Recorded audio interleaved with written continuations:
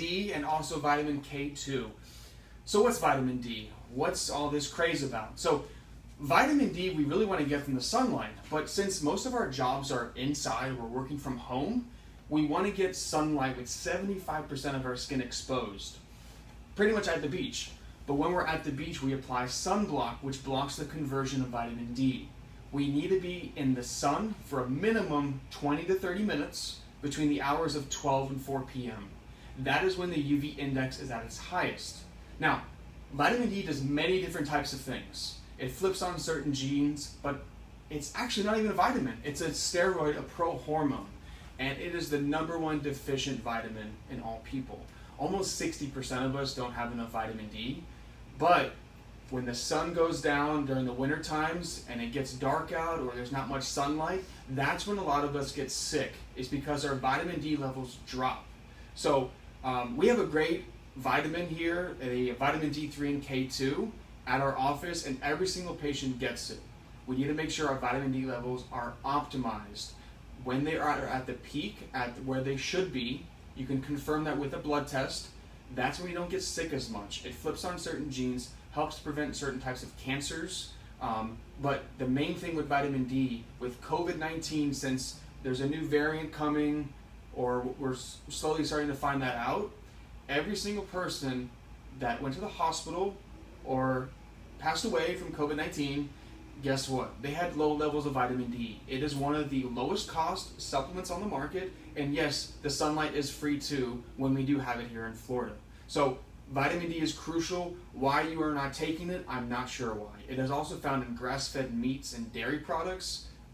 So sunlight, grass-fed meats, or just take a supplement. Now, vitamin K2 is totally different. They are both fat-soluble vitamins. Vitamin K, K1, they meaning the Germans, they found out that this vitamin helped with blood clotting. So the K stands for coagulation. The Germans decided to use a K and not a C. So K1 helps with blood clotting. It's found in dark leafy greens. So make sure you eat your greens, okay? K2 is completely different. It's a calcium transporter.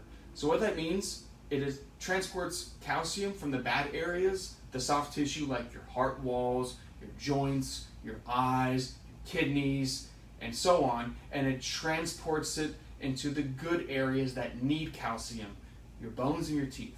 Why a lot of people take calcium supplements, if you're taking a calcium carbonate supplement, just throw it away. That is the same thing as consuming street chalk. It's very cheap, and you got to take a lot of those pills because the absorption rate of calcium is very, very low. Milk is not a good source of calcium or really vitamin D. You need to have at least 10 glasses of milk to even get enough vitamin D to hold you over, okay? Calcium is found in high amounts in kale and dark leafy greens, those smelly green vegetables that we love to take. You can blend it up and drink it. Now, K2, it's found in fermented foods, particular natto, N-A-T-T-O. It's a Japanese fermented soybean. None of us here really eat that, and not a lot of us eat a lot of fermented foods. So take vitamin K2 with your vitamin D3. They are synergistic, meaning they work together. They're fat soluble, so either take them with your fish oil, which you should be taking, or take them with some food. If not, they do not get absorbed properly, and it may upset your stomach. What we recommend is first get your blood tested for vitamin D to see what your levels are at. They might be below what the optimum level is, but you should be taking at least 5,000 IUs every day. Minimum 5,000 IU. Vitamin K, they have shown in research about 100 to 150 micrograms. If you have any questions, feel free to call us at Foundation Chiropractic. The consultations are complimentary. Our patients love us because not only do we provide a unique form of chiropractic care, but every time you come in, you get adjustments